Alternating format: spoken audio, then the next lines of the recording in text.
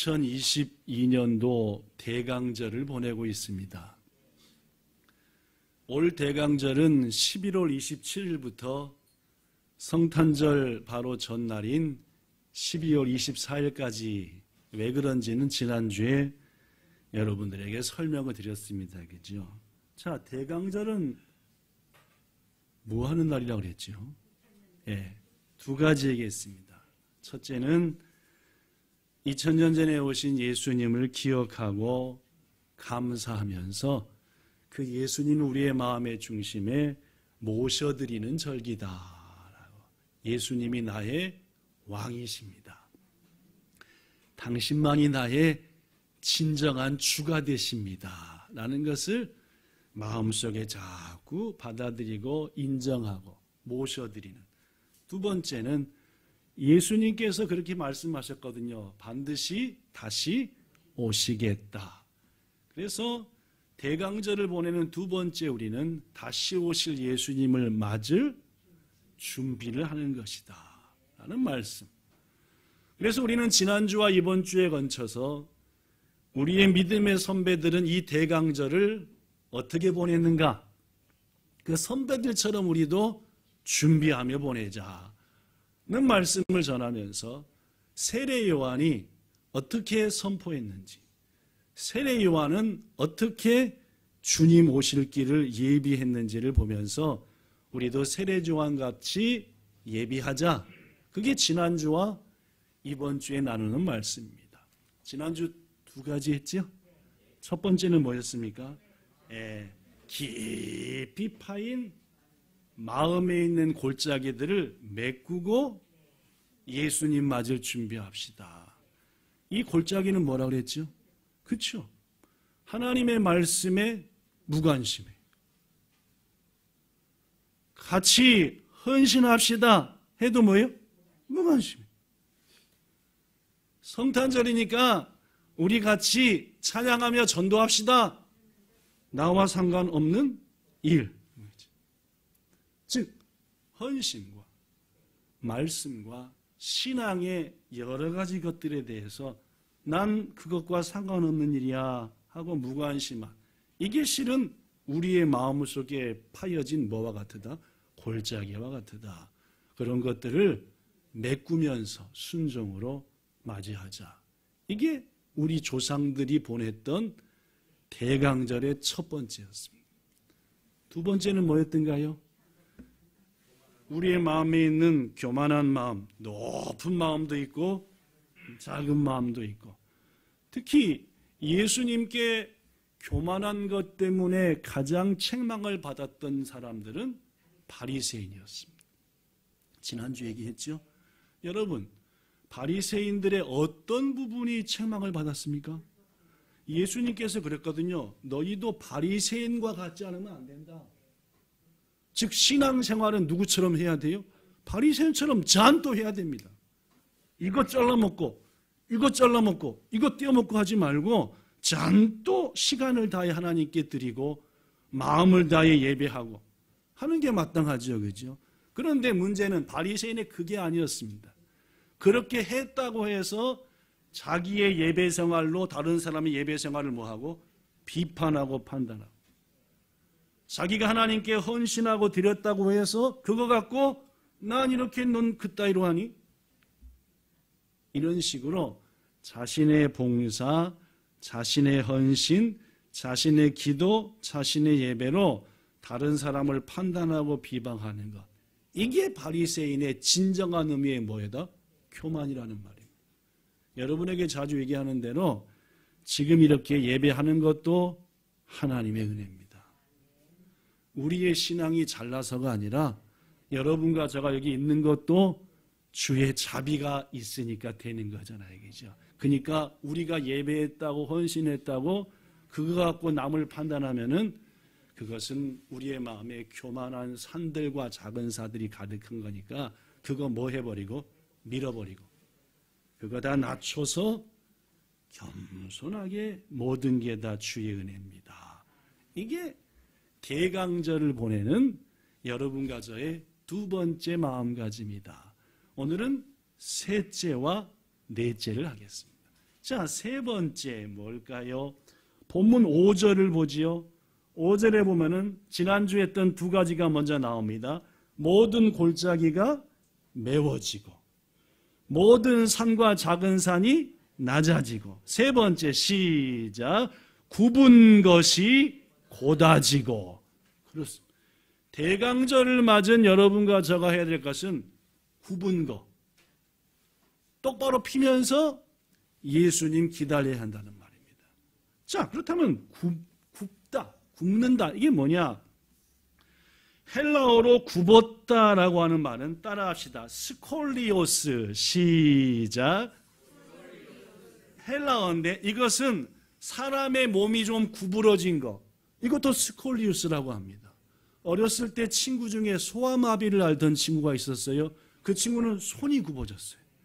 이 손이 절대 항상 이러고 뜁니다. 아, 참 안타까웠었어요. 이렇게 내 몸의 어느 부분이 정상이 아니라 굽어진 것, 스콜리우스라고 합니다. 두 번째, 몸만 굽어진 게 아니라 뭐도 굽어집니까? 마음도 굽어진 거. 또 마음이 뭐 한 거? 삐뚤어지고 꼬인 거. 이것도 뭐라고 합니까? 스콜리우스라고 합니다. 아시겠죠? 그렇습니다. 세 번째, 우리들이 예수님을 맞이할 대강절을 보내면서 해야 될 준비는 내 마음에, 내 몸에, 내 생각에 꼬인 거, 굽어진 거 펴야 한다는 말이에요.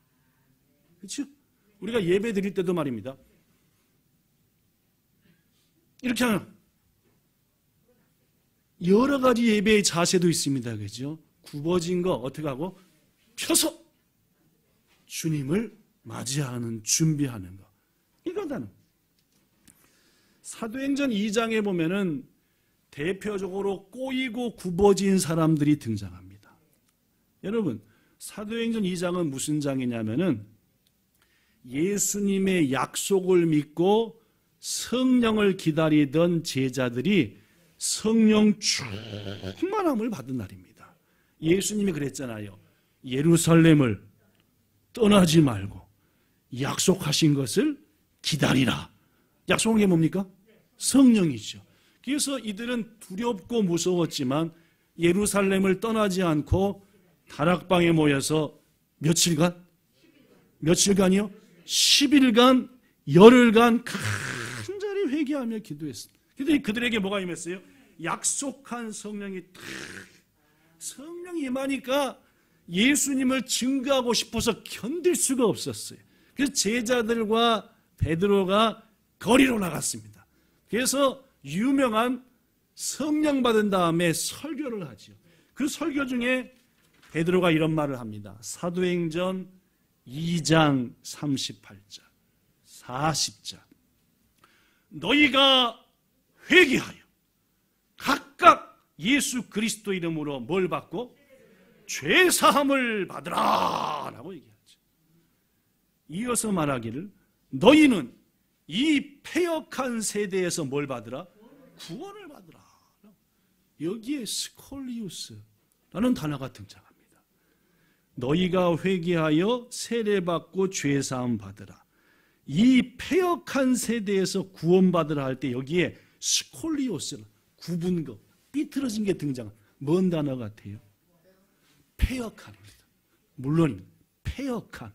이게 헬라어 원어로 스콜리우스. 당시 유대인들은 마음이 꼬였어요. 마음이 뭐였어요? 삐뚤어졌어요. 그들의 마음이 어떻게 꼬였고 어떻게 삐뚤어졌느냐? 베드로의 설교에 나타납니다. 사도행전 2장 22절에 보면은 베드로가 이런 말을 합니다. 이스라엘 사람들아, 여기 모인 자들아, 장 또 들어라. 너희가 아는 것처럼 우리 아버지께서 나사렛 예수님에게 권능과 기적과 표적을 하게 하사 그분이 메시아인 것을 분명하게 드러냈느니라. 하나님께서 예수님 보내사 그 예수님이 메시아인 것을 우리 백성들 앞에다 드러내지 않았느냐. 그런데 너희들이 뭘 했느냐? 하나님께서 정하신 뜻과 아신 바대로 그들을 예수님 우리에게 주었지만은 너희들이 법 없는 자들의 손을 빌려 그 예수님을 못 박아 뭐 했다? 죽였다. 법 없는 자는 누굽니까? 로마인들. 로마인들의 손, 율법을 모르는 자들, 율법을 무시하는 로마인들의 손을 빌려갖고 예수를 죽이지 않았느냐? 그렇습니다, 여러분. 당시 유대인들은 메시아를 기다렸나요? 안 기다렸나요? 기다렸어요. 유대인들은 메시아 기다렸습니다. 그런데도 불구하고 메시아를 어떻게 했어요? 죽였지요. 마음이 뭐하니까? 굽었으니까. 메시아를 메시아로 인정하지 않는 거예요. 주를 주로 인정하지 않는 거예요. 뭐가 꼬인 사람은? 여러분과 저를 체크해 볼 수 있습니다. 예수님이 나의 진정한 주가 되시냐? 꼬인 사람들은 인정 안 해요. 내가 필요할 때만 주고 안 필요할 때는 주가 아니에요. 내가 주인이죠. 이게 비틀리고 꼬인 사람들의 대표적인 특징입니다. 하나님께서 예레미야 선지자를 통해서 우리한테 이런 말을 하신 게 있어요. 예레미야서 17장 9절. 예레미야 17장 9절. 시작. 만물보다 거짓되고 심히 부패한 것은 사람의 마음이라. 똥이 더럽고 남이 술 먹고 토해놓은 게 더럽지만 실은 그보다 더 더러운 게 있대요. 뭡니까? 사람의 마음. 일본어 성경은 더 잘 나왔어요. 히토노 세노 히토노 세노 히토노 고코로와 나니 요리모 네지마가떼이루. 네지마가떼루. 꼬인. 뒤틀렸다. 네지마가루는 뒤틀렸다는 말이에요. 꼬였다. 계속 소래와 이야시 가따이. 이야시는 치료한다. 가따이는 치료가 나카나카 안 된다는 거예요. 사람의 마음은 말입니다. 여러분이나 저나 뭐 하길 잘해요? 꼬이길 잘해요. 미끄러지길 잘해요. 굽길 잘해요. 잘 펴져요, 안 펴져요? 안 펴져요. 그러니까 뭐요? 삐딱선을 타죠. 예수를 죽이지요. 주로 인정하지 않죠. 내가 주인이지요. 유대인들이 2000년 전에 여러분과 저만치 신앙생활 한지 합니까? 더 열심히 했어요. 그러나 그들의 마음은 뭐예요? 꼬였습니다. 삐뚤어졌어요. 성도 여러분, 사람의 마음보다, 여기서 사람은 여러분과 저가 사람입니다. 나쁜 놈이 사람이 아니요. 여러분과 저의 마음은 꼬이기 잘하고 삐뚤어지기 잘하는데, 문제는 우리의 마음이 꼬이고 비뚤어지면은 우리의 생각도 삐뚤어지고, 우리의 마음이 꼬이고 삐뚤어지면 보는 것도 삐뚤어지게 보고, 우리의 말과 행동도 삐뚤어지게 행동을 한다. 평소랑 다른 거 얘기죠. 꼬이면은 말. 여러분, 가인은 하나님을 오해해가지고 마음이 꼬였습니다. 그렇죠? 하나님이 받으실 예배를 드려야 되는데 자기가 예배를 잘못 드려놓고 자기가 순전히 잘못해놓고 꼬이는 건 누굴 꼬아요? 하나님을 향해서 자기 마음을 꼬아버리는 거예요. 여러분, 마음이 꼬인 가인을 찾아온 자가 있었습니다. 마음이 꼬인, 생각이 꼬여버린 가인을 찾아온 자, 누가 찾아왔게요? 사탄이요. 창세기 4장 7절에 보면 이런 말이 나옵니다. 가인이 꼬일 대로 꼬였을 때에 하나님이 가인아, 네가 선을 행했다고 한다면 어찌 네 얼굴을 못 뜨냐? 팍 숙이고 선을 행하지 않으면 죄가 너를 원한다. 너는 죄를 다스려라 라고 말씀합니다. 여기서 죄는 뭐냐? 히브리어로 하타트. 시작. 하타트. 헤브라이어로 하타트란 말. 이 하타트는 죄이기도 하지만 죄의 근본인 사탄을 말할 때도 하타트라고 말합니다. 사탄이 너를 뭐한다? 원한다. 사탄이 너를 가지고 싶대. 사탄이 너를 먹고 싶대. 사탄이 너를 원하지만 너는 사탄을 뭐하라? 다스렸어. 오지 않게 하고. 다음 절에 보면은 결국 가인은 사탄의 뭐가 되고 맙니까? 밥이 되고 맙니다. 여러분 분명합니다. 마음이 꼬여 있고 삐뚤어지면 뭐가 틈탑니까? 사탄이 오는 거예요. 왜냐하면 사탄은 그런 자들을 좋아하거든요. 자기가 꼬여갖고 하나님 배신했기 때문에 사탄 역시도 마음이 꼬이고 마음이 삐뚤어진 자들을 내버려 두지 않습니다. 가인이 결국 사탄의 밥이 되자 가인은 뭔 짓을 했습니까? 동생을 죽였죠. 마음이 꼬이면은 사탄이 틈타고 사탄을 물리치지 못하면은 가장 가까운 자를 죽이는 살인자가 되고 주인이 된다. 성경이 말하는 겁니다. 이 대강절을 보내면서 여러분과 제가 가장 먼저 해야 될 중요한 일은 꼬인 마음을 푸는 겁니다. 어떤 사람은 말입니다. 대다수 사람하고는 안 꼬여요.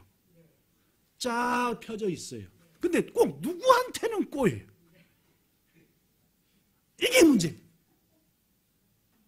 성경에 나타난 인물들 보면 모두와 다 꼬인 게 아닙니다. 그놈한테만 꼬인 거예요. 호구하고. 이거 풀고 이거 곱게 하고 맞이하지 않으면 안 된다. 성도 여러분, 혹 우리의 어떤 마음의 부분이 꼬여있고 비뚤어져 있다고 한다면 성령의 기름을 받아 꼬인 거 풀어내고 성령의 불로 비뚤어진 거 곱게 펴는 은혜 얻으시기를 축복합니다. 한국에 남궁정부 씨라는 분이 계세요. 성이 남궁이고 한국에 다만이 성이 두 글자인 분 있죠, 그죠? 일본에는 성이 두 글자인 분들이 호돈도인데, 그죠? 성이 하나인 분이 오히려 메지라시하죠, 일본은, 그죠? 두 글자. 근데 거꾸로 한국은 거의 다 성이 하나짜리고 다만이 두 개도 있는데 그 중에 남궁씨라는 성도 두 글자. 이름은 정부라. 이름 참 재밌어요. 남궁정부. 안 나왔네, 그죠? 안 나왔네, 그죠? 82살 되신 분이십니다. 이 남궁씨는 오랫동안 구두를 만드는 분이셨어요. 직접 구두를 만져 판매하는 거죠. 옛날에는 기성 구두 만든 것보다 실은 맞춰서 신는 경우가 많았습니다. 저도 중학교 들어갈 때 처음 구두를 신었거든요. 왜냐하면 저희 학교가 구두를 신는 학교였습니다. 그래서 아버지가 저 데리고 가가지고 중학교 입학 기념으로 시티즌, 옛날에 시티즌이라는 시계가 있어요. 옷에도 있는지 모르겠어요. 시티즌 시계 있던 많은 거하고 구두를 딱 맞춰줬는데 기분이 얼마나 좋아하니. 이 남궁정부 씨는 구두를 만드는 분이었는데 이분이 55살인 1995년 11월 달에 신도림역으로 전철을 타서 출근하는 길에, 한국의 신도림역은 거의 소부센으로 치면은 긴시조입니다. 가메이도 같은 엄청나게 출근 시간에 뭐가 많아요? 사람 많아가지고 아예 푸시맨이 있어요. 그 정도로 많은 데가 신도림역인데 거기서 아침에 전철을 타려고 기다리다가 사람이 너무 많은데 삐삐삐삐삐 해가지고 전철이 들어오는데 사람한테 밀려가지고 떨어져 버린 거예요. 어디로 떨어졌게요? 선로로요. 전철로는 선로로 남궁정부 씨가 55살 때 밀려 떨어져 버립니다. 순간 빵 소리가 났고 남궁정부 씨는 정신을 잃어버렸습니다. 몇 날이 지난 다음에 남궁정부 씨가 딱 눈을 뜨니까 천국이었게요, 병원이었게요? 그러니까 이 얘기를 하죠, 그죠? 부딪혀 죽었으면 뭔 얘기를 하겠습니까, 그죠? 딱 눈을 뜨니까 병원이더래요. 병원인데 이상하게 움직여 보는데 오른쪽이 허전하더래요.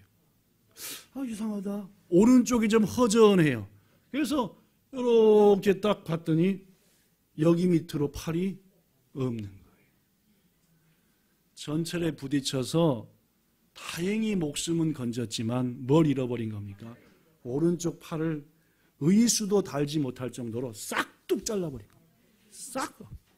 몇 년간 가지고 있던 팔을 55년간 구두 만들어서 수많은 사람을 기쁘게 했던 그 오른손, 수많은 구두를 만들었던 그 손을 잃어버려요.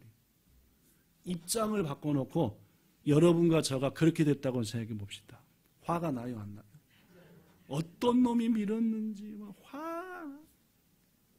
맨 처음엔 분노가 치밀러 오르고 나중에는 상실감, 오른팔이 없어졌다는, 불구자가 됐다고 하는, 내가 가장 잘 쓰는 이것을 더 이상 못 쓰게 됐다는 막 그 상실감, 고통, 막 절망감이 합쳐져 가지고 밀려오더래요.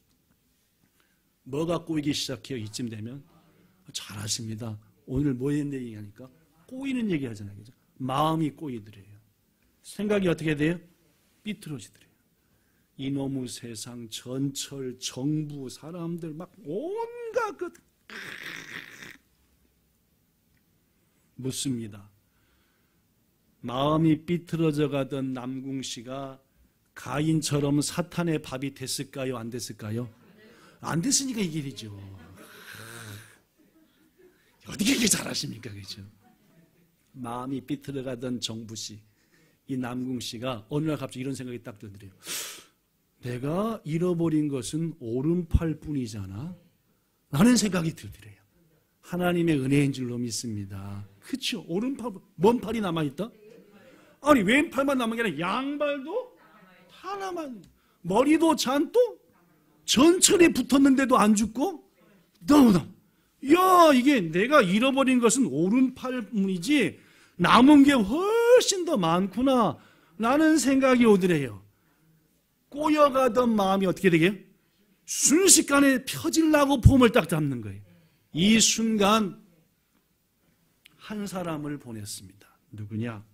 남궁씨랑 평소 거래하던 회사의 사장님인데, 이분은 장애인들을 위한 보조기구를 만드는 분이에요. 장애인들을 위한 이런저런 보조기구, 의자, 보조기구. 이분이 딱 말하기를, 아니 남궁씨, 이제부터는 그 멋진 손을 가지고 장애인들을 위한 구두를 만들어 보는 게 어때요? 라고 얘기를 하더래요. 성한 사람 구두 말고 장애인들을 위한 신발을 만들어 보라. 그게 갑자기 남궁씨의 마음에 팍 박히는 겁니다. 거의 펴져가고 있는 남궁씨의 마음이 쫙 펴진 거예요. 오! 그래!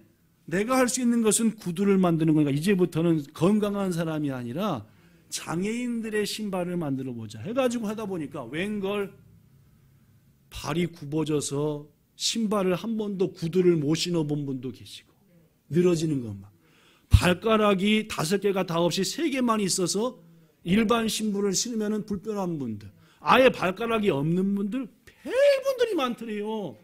예전에는 몰랐는데 장애인들을 위한 신발을 만들려고 보니까 발가락이 없는 분, 왼쪽 하나만 없는 분, 양쪽 발의 사이즈가 틀린 분 가서 살 수 있어요? 없어요? 못 사잖아요. 벨분. 평소 잘 쓰던 오른팔은 없으니까 남궁정부씨는 왼손으로 잡았던 가죽을 이번에는 양발로 잡고, 오른손으로 잘랐던 가위를 왼손에, 잘 돼요 안 돼요? 맨 처음에 안 되니까 발을 수없이 잘랐대요. 또 자르고 또 자르고 피가 나고. 그러나 연습을 했더니 장애인들을 위한 신발을 잘 만들게 된 줄로 믿습니다. 그로부터 10년 후 돌아보니까 5만 켤레를 만들었더래요. 여러분, 하루에 한 켤레 만들면 1년이 몇 켤레 만듭니까? 그러면 10년이면 얼마 만듭니까? 예?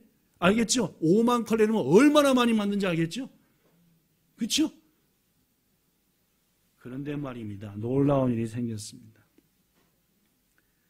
자기가 신발을 장애인들을 위해서 만들다 보니까 의외로 발이 굽은 장애인, 발가락이 모자란 장애인들의 마음이 그 발가락 때문에 뭐까지 굽어 있다는 사실을, 마음까지 굽어 있고 삐뚤어졌다는 사실을 느낀 거예요.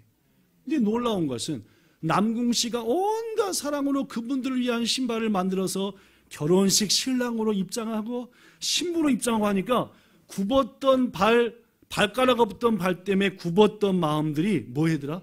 펴지더라는 거예요. 수많은 사람들이 간증을 하는 겁니다. 남궁씨가 만든 신발을 통해서 내 오랫동안 굽었던 마음이 펴졌습니다. 남궁 씨가 만든 신발을 신으면서 그 사랑 때문에 오랫동안 꼬였던 마음이 펴졌습니다. 이 사람 저 사람의 말로 소문이 퍼져갖고 어디까지 갔느냐?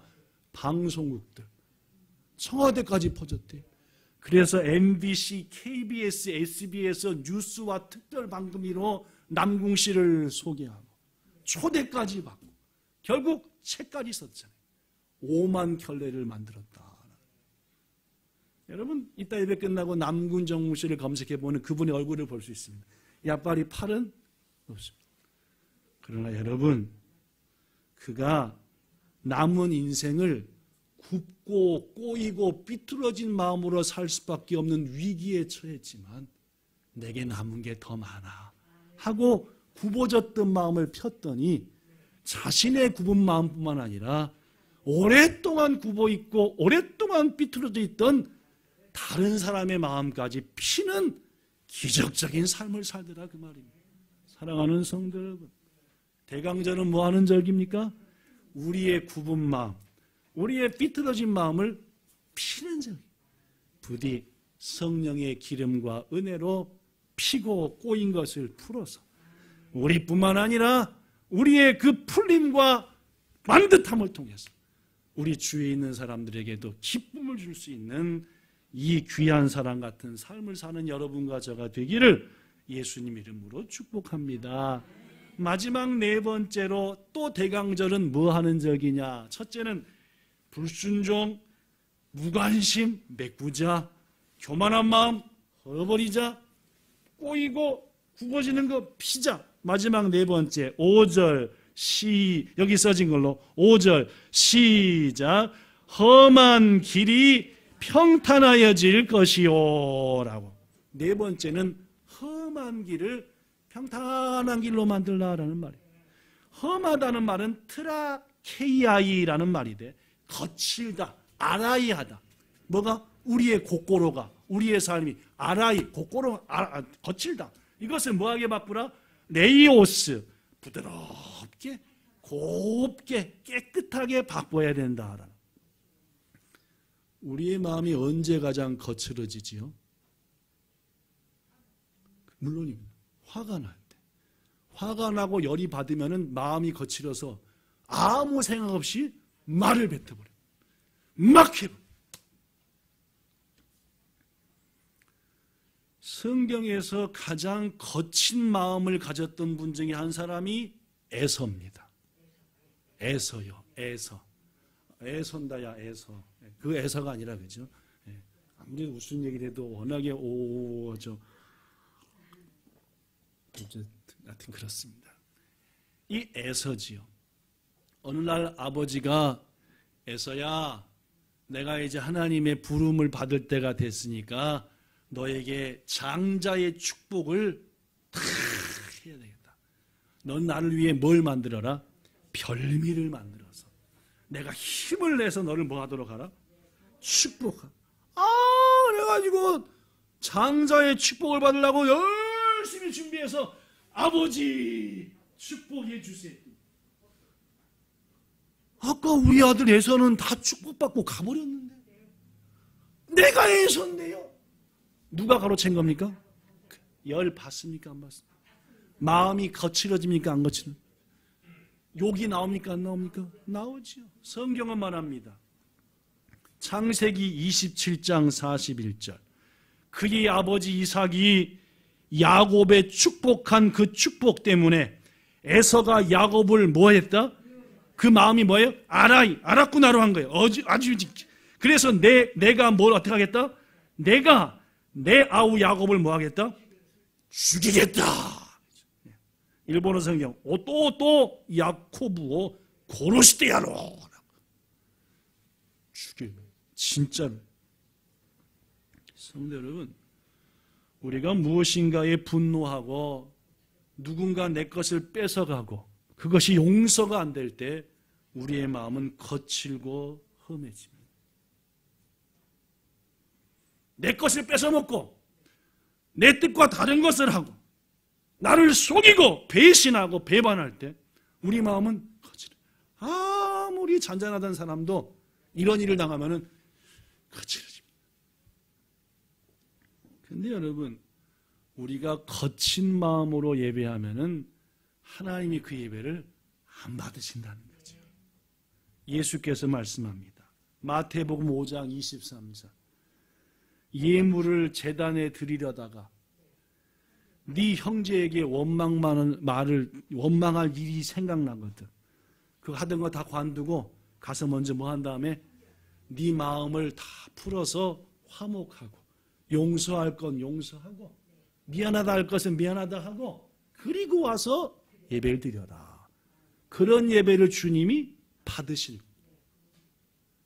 마음이 아라이안 가운데 드리는 예배는 하나님이 안 기뻐하는 겁니다. 여러분 성도 여러분, 바로 우리들에게 중요한 것은 마지막으로 우리의 거친 마음을 부드럽게 하는 겁니다. 히틀러와 나치 군인들에게 가장 큰 고통을 당한 것은 유대인들과 폴란드인들입니다.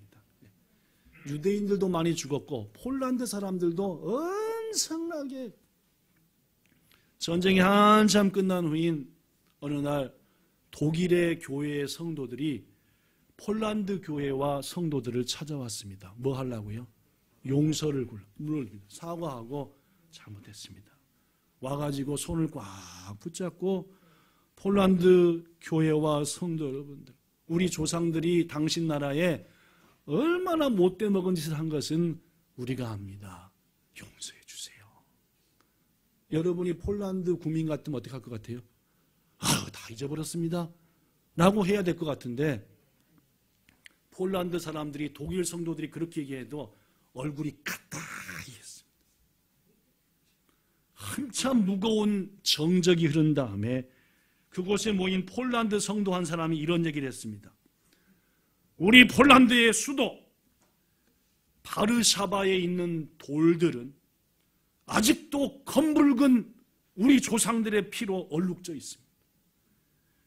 아직 바르샤의 돌멩이들이 우리 조상들이 흘린 피로 있는데 어찌 우리가 당신들과 당신들의 후에 나치와 히틀러를 용서할 수 있겠습니까? 사과하던 독일 성도들의 얼굴이 빨개졌습니다. 뭐라고도 말할 수가 없었어요. 이 모임을 주최한 사람이 더 이상 얘기가 진전 안 될 것 같으니까 우리가 다 성도니까 자, 주님께서 가르쳐 주신 주기도문으로 오늘 모임을 마칩시다. 해가지고 서둘러 끝내려고. 그래서 여기는 독일 말로, 여기는 폴란드 말로 하늘에 계신 우리 아버지요, 이름이 거룩히 여김을 받으시오며 쭉 하는데, 주기도문 중에 우리가 우리에게 죄 지은 자를 사하여 준 것 같이 우리 죄를 사하여 주옵시고라는 딱 부분이 되니까 열심히 주기도문을 외던 폴란드 성도들이 그 대목에서 주기도문을 딱 멈추더래요. 우리가 우리에게 죄 지은 자를 사하여 준 것 같이, 우리 죄 하는 순간 더 이상 못 가더래요. 그리고는 막 통곡을 하더래요. 닭똥 같은 눈물을 뚝뚝 떨어뜨리더래요. 영문을 모르는 독일 성도들도 주기도문을 하다 말고 같이 멈춰섰어요. 한참 울던 폴란드의 한 성도가 이런 얘기를 하더래요. 저는 더 이상 하나님을 아버지라고 부를 수 없습니다. 그렇죠. 왜냐하면 하늘에 계신 우리 아버지요, 우리에게 죄 지은 자를 용서해 준 것 같은데 자기는 뭘 못했으니까? 용서를 못했으니까. 그리고 눈물 어린 눈으로 이렇게 얘기하더래요. 저는 아직도 히틀러와 나치를 용서할 수 없습니다. 그러나 하나님께서 곧 용서할 수 있는 마음을 저에게 주시리라고 믿습니다. 그로부터 1년 6개월 후 온 폴란드 교회와 성도들은 모여 한 가지 회의의 결론 내렸습니다. 무조건 독일과 나치와 히틀러의 모든 죄를 용서하자라고 말해요. 사랑하는 성도 여러분, 하나님께서 여러분과 저에게 용서에 대한 말씀할 때 우리는 종종 이렇게 말합니다. 하나님, 그놈 잘 몰라서 그러세요. 용서도 할 만한 놈이 있고요, 그건 용서가 안 되는 것들이 있습니다. 걔는요, 용서가 안 되는 종자예요. 여러분, 하나님께서 여러분과 저한테 용서에 대한 말씀을 주실 때 모든 사정과 형편을 모르고 말씀하셨겠습니까? 우리의 마음이 얼마나 기가 막힌지 아시지만 뭐하라? 용서하라. 사실 대부분의 사람은 상대에게 받은 그대로 갚아줍니다. 나한테 잘해주면 나도 잘해주지. 나한테 못하면 나도 못합니다. 사실 이런데 온갖 못된 짓을 다 해놓고 앞에서는 알랑거리고 와가지고 용서해줘. 용서해 줄 수 있습니까? 안 되죠. 왜 용서 못해 하면은 면담 밤새면서 얘기할 수 있습니다. 이래서 용서해야 한다. 이놈은 이래서 용서해. 그러나 여러분, 예수님은 우리에게 말합니다. 7번씩 7번까지라도 용서하라라는 말. 그렇습니다, 여러분. 우리는 우리 주위의 가족의 같은 성도의 친구의 어떤 잘못이라도 용서해야 돼요. 왜냐하면 우리는 예수님께로부터 더 큰 죄들을 용서받았고 지금도 받고 있고 앞으로도 용서받을 것이기 때문에 그렇습니다. 유명한 신학자 루이스는 이런 말을 했습니다. 루이스.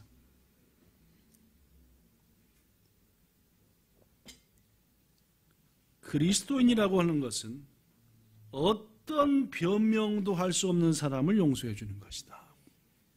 어떤 변명도 못해. 너무 잘못했으니까. 그러나 여러분과 저가 예수님 믿는 사람이라면은 그거 용서하는 거다. 유명한 신학자 본 회퍼라는 분이 있습니다. 이분은 히틀러와 나치에게 엄청난 고통을 당했는데 이분이 이런 말을 남겼습니다.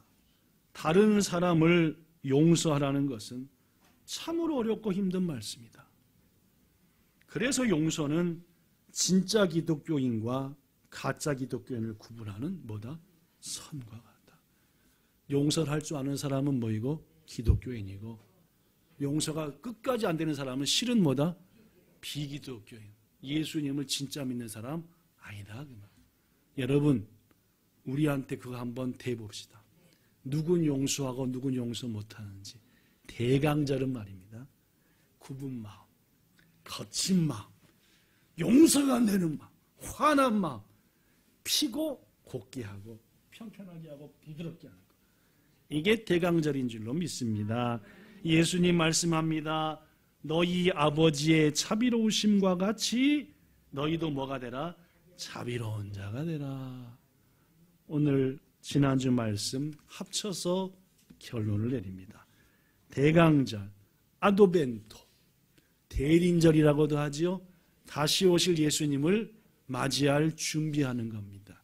첫째, 깊이 파인 마음의 골짜기를 메웁시다. 신앙의 무관심, 말씀에 대한 무관심, 헌신에 대한 무관심 메꾸고 맞이해야 됩니다. 두 번째, 산과 같이 동산과 같이 높은 교만한 마음 깎아버립시다. 내가 주님 앞에 좀 헌신한다고 그거 갖고 남을 비교하고 판단하는 거, 그거 바리새인의 길입니다. 세 번째, 오늘입니다. 굽혀지고 꼬인 거 풀고만. 만물보다 거짓되고 심히 부패한 것이 여러분과 저의 마음입니다. 그거 알으셔야 됩니다. 그거 꼬인 거 풀고. 마지막 네 번째, 미워하는 마음, 분노하는 마음, 마음이 안하해진 거, 그거 부드럽고 고운 길로 바꾸고 주님 맞이해야 됩니다. 이 모든 것 행함으로 다시 오실 주님을 온전히 맞이하며 우리의 눈에서 흘리는 눈물을 주님이 보시면서 잘했다 하고 칭찬받는 여러분과 저 꼭 되기를 예수님 이름으로 축복합니다. 기도하겠습니다. 좋으신 하나님, 2022년도 대강절 11월 27일부터 시작됐고 이제 오늘로 절반을 보내게 됩니다. 주님, 말씀에 무관심한 우리가 되지 않게 하셔서 남은 대강절 기간 동안 이 네 가지 마음에 새기고 꺼진 것은 치우고 높은 것은 깎고 꼬인 것은 풀고 거친 것은 부드럽게 하여 우리 주님 맞이하는 우리 모두 되게 하시기를 간절히 소망하며 성령으로 우리를 도와주시는 예수님 이름으로 기도드리옵나이다. 아멘.